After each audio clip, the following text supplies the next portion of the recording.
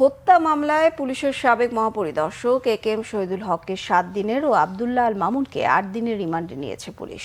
ছাত্র জনতার আন্দোলন চলাকালে গুলিতে দোকানি ও ব্যবসায়ী হত্যা মামলায় পুলিশের সাবেক 2 আইজিকে মঙ্গলবার রাতে রাজধানী থেকে গ্রেফতার করা হয়। ডিবি কার্যালয়ে তাদের প্রাথমিক জিজ্ঞাসাবাদ করা হয়েছে। আজ সকালে দুজনকে আদালতে হাজির করে 10 দিনের রিমান্ডের আবেদন করে পুলিশ।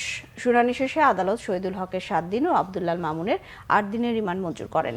এদিকে রাজধানীর হাজারীবাগ থানায় অপহরণের পর মুক্তিপণ আদায়ের মামলায় গ্রেফতার ধানমন্ডি জোনের সাবেক অতিরিক্ত উপপুলিশ কমিশনার আব্দুল্লাহিল কাফির 8 দিনের রিমান্ড মঞ্জুর করেছে আদালত।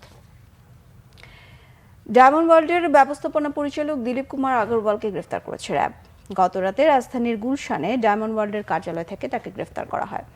র্যাব জানায় ভবনের 13 তলায় আত্মগোপন করেছিলেন দিলীপ কুমার আগরওয়াল। প্রথমে সেখানে অভিযানে গেলেও তার সন্ধান পাওয়া যায়নি। পরে রাত 12টার দিকে তাকে গ্রেফতার করা হয় ওই ভবন থেকে। 2-1 ঘন্টা প্রাথমিক জিজ্ঞাসাবাদ শেষে রাত 2টা নাগাদ দিলীপ কুমার আগরওয়ালকে গুলশানের অফিস থেকে বের করে নিয়ে যায় র্যাব। স্বর্ণ, হীরা চোরাচালান, অর্থ পাচার ও ডায়মন্ডের বদলে কাচের টুকরো বিক্রির অভিযোগ রয়েছে দিলীপ কুমার আগরওয়ালের বিরুদ্ধে। এছাড়াও সাম্প্রতিক ছাত্র জনতার আন্দোলনে কয়েকটি হত্যা মামলারও আসামি করা হয়েছে তাকে। শিল্পাঞ্চল আশুলিয়ার বিভিন্ন কারখানায় শ্রমিকরা কাজে যোগ দিলেও কিছু কিছু কারখানায় কাজ আজ আবারও শ্রমিকরা বিক্ষোভ করছে। সকালে কারখানায় প্রবেশ করে হাজিরা নিশ্চিত করে দাবি দেওয়া নিয়ে বিক্ষোভ শুরু করে শ্রমিকরা। এক পর্যায়ে কারখানা থেকে বের হয়ে সড়কে অবস্থান নেন তারা। 18 দফা দাবি বাস্তবায়নের দাবি তাদের। এদিকে নাসা সুপার ওয়াশ লিমিটেডের মালিকপক্ষ জানিয়েছে, শ্রমিকদের নির্দিষ্ট কিছু দাবি মেনে নেওয়ায় তারা কাজে যোগ দিয়েছেন।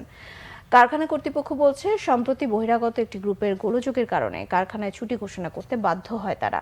সেনাবাহিনী এসে পরে পরিস্থিতি নিয়ন্ত্রণে আনে। অপ্রীতিকর পরিস্থিতি এড়াতে সোমবার রাত থেকে শিল্পাঞ্চলে পুলিশ ও শিল্প পুলিশ যৌথ অভিযানে নেমেছে।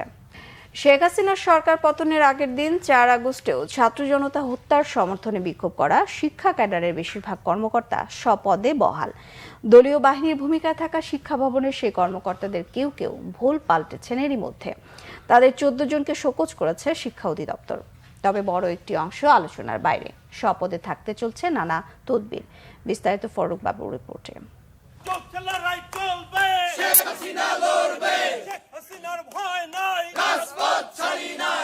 স্লোগান দেয়া ব্যক্তিরা কোনো রাজনৈতিক দলের কর্মী নয়, মাধ্যমিক ও উচ্চ মাধ্যমিক অধিদপ্তরের কর্মকর্তা।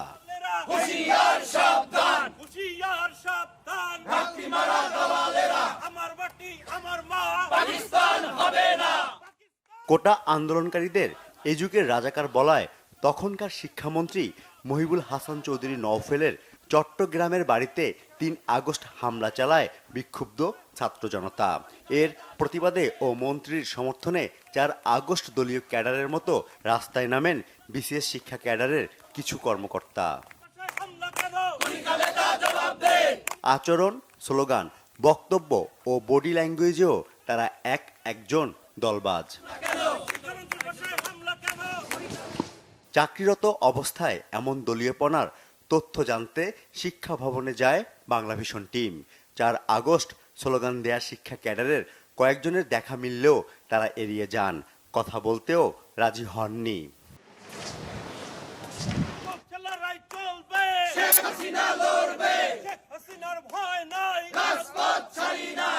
দেশে যখন পুলিশের গুলিতে ছাত্র জনতার লাশের স্তূপ, ঠিক সেই মুহূর্তে সাবেক শিক্ষামন্ত্রীকে খুশি করতে শিক্ষা ক্যাডারের অন্তত 30 জন এভাবেই নেমেছিল আওয়ামী লীগের এজেন্ডা বাস্তবায়নে।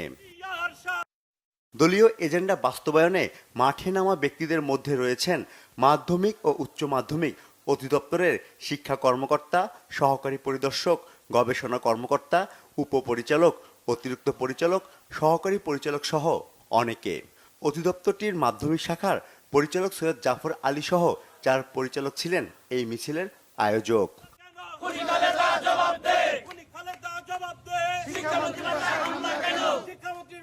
স্লোগানে গলা ধরার জন্য কর্মকর্তাদের জড়ো করেন পরিদর্শন ও নিরীক্ষা অধিদপ্তর থেকে বদলি হওয়া 24তম বিসিএস এর কর্মকর্তা ডক্টর এনামুল হক ও 33তম বিসিএস কর্মকর্তা আব্দুল্লাহ আল মামুন।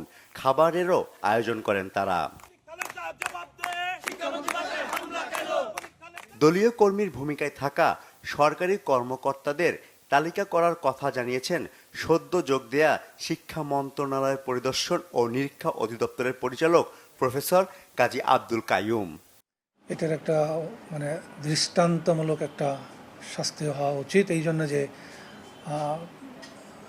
প্রথমত চাকরির বিধির বাইরে তারা এটা করেছেন এবং রাষ্ট্রের বিরুদ্ধেও এটা এক ধরনের কাজ হয়েছে, যে একটা পপুলার মুভমেন্ট হচ্ছিল, যে মুভমেন্টের ফলে একটা সরকারের পরিবর্তন হয়ে গেছে, সেটা তার বিরোধী স্রোতে তারা দাঁড়িয়েছেন। আমরা শোকজের জবাব পেলে আমরা ব্যবস্থা নেব। শোকজ পাওয়া কর্মকর্তাদের ভূমিকা জানার কাজ শুরু হয়েছে এরই মধ্যে। ফররুখ বাবু, বাংলা ভিশন, ঢাকা।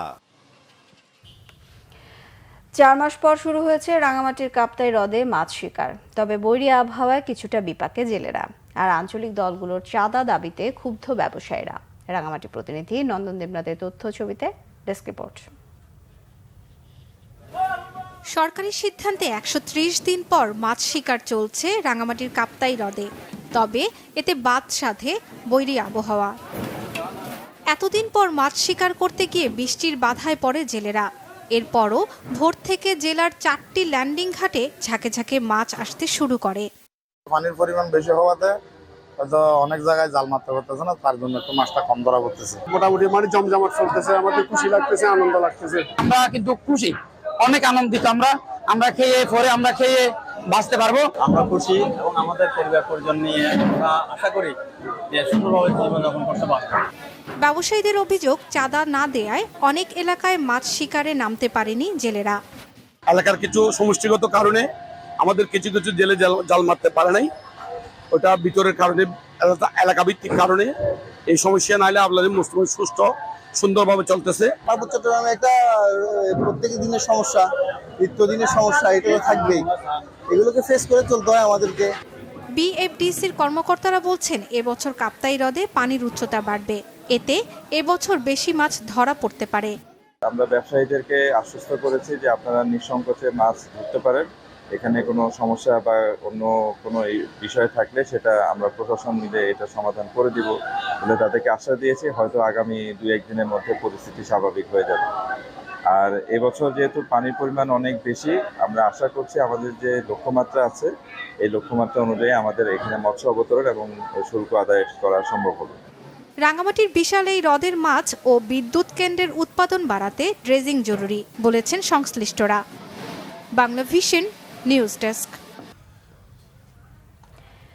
ইয়াহিয়া সিনওয়ার সহ হামাসের 5 শীর্ষ নেতার বিরুদ্ধে হত্যার অভিযোগে ফৌজদারি মামলা করেছে যুক্তরাষ্ট্র। এদিকে প্রতিশ্রুতি ভঙ্গ করে পোলিও টিকা কর্মসূচি চলাকালে গাজায় ব্যাপক গোলাবর্ষণে অন্তত 35 ফিলিস্তিনিকে হত্যা করেছে দখলদার বাহিনী। মার্কিন স্টেট ডিপার্টমেন্টের অভিযোগপত্রে আসামি তালিকায় থাকা ফিলিস্তিনের স্বাধীনতাকামী সংগঠন হামাসের বর্তমান শীর্ষ নেতা ইয়াহিয়া সিনওয়ার গাজায় লুকিয়ে আছেন বলে ধারণা করা হচ্ছে। এছাড়া খালেদ মিশাল কাতারের দোহায় আর আলী বারাকা লেবাননে অবস্থান করছেন। এবছরের মার্চ ও জুলাইয়ে ইসরায়েলের হামলায় নিহত ইসমাইল হানিয়া, মোহাম্মদ দেফ ও মারওয়ান ইসার নামও আসামির তালিকায় রয়েছে। তাদের বিরুদ্ধে 7টি অভিযোগের মধ্যে রয়েছে গত বছরের 7 অক্টোবর ইসরায়েলে হামলা চালিয়ে মার্কিন নাগরিক সহ অন্তত 1200 জনকে হত্যা ও আন্তর্জাতিক সন্ত্রাসবাদী গোষ্ঠীকে তথ্য ও আর্থিক সহায়তা প্রদানের। মার্কিন অ্যাটর্নি জেনারেল মেরিক গারল্যান্ডের অভিযোগ, ইসরায়েলকে ধ্বংসের জন্য অভিযুক্ত 6 জনের অপকর্মে অস্ত্র ও অর্থ সহায়তা দিচ্ছে ইরান ও লেবাননের হিজবুল্লাহ। এই ছিল এখনকার মতো। পরের সংবাদ বেলা 12টায় দেখার আমন্ত্রণ রইল। এছাড়া বাংলা ভিশন সংবাদ ও সংবাদ সংশ্লিষ্ট অনুষ্ঠান দেখতে ভিজিট করুন www.bbnews24.com ও facebook.com/banglavishnnews। সাবস্ক্রাইব করুন youtube.com/banglavishnnews। সঙ্গে থাকায় ধন্যবাদ সবাইকে।